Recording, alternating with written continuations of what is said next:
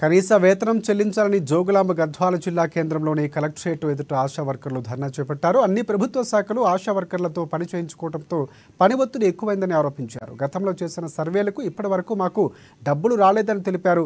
ప్రస్తుతం సర్వే చేయాలని మాపై ఒత్తిడి చేస్తున్నారని, పారితోషికం ఇవ్వనిదే మేము సర్వే చేయలేమని ఖరాఖండిగా చెప్పేశారు. పని భారం తగ్గించి కనీస వేతనం నెలకు 18,000 రూపాయలు చెల్లించాలని వారు డిమాండ్ చేస్తున్నారు.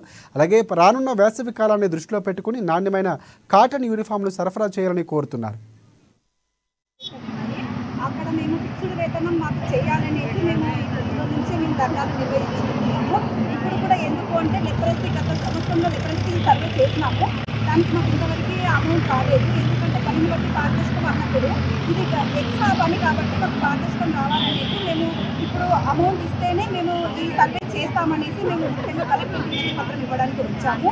ఇంకొకటి ఏంటంటే మాకు ఫిక్స్డ్ వేతనం 18,000 రూపాయలు ఇవ్వాలని మా ముఖ్య ఇంకొకటి యూనిఫామ్స్, నాణ్యత లేని యూనిఫామ్స్ ఇస్తున్నారు. నాణ్యత లేని యూనిఫామ్ కాకుండా మాకు ఇప్పుడు ఎండాకాలం వస్తుంది కాబట్టి ఇలాంటి యూనిఫామ్స్ ఇస్తే మాకు బాగుంటుంది కాబట్టి కాటన్ యూనిఫామ్స్ ఇవ్వమని కూడా మేము డిమాండ్ చేస్తున్నాము.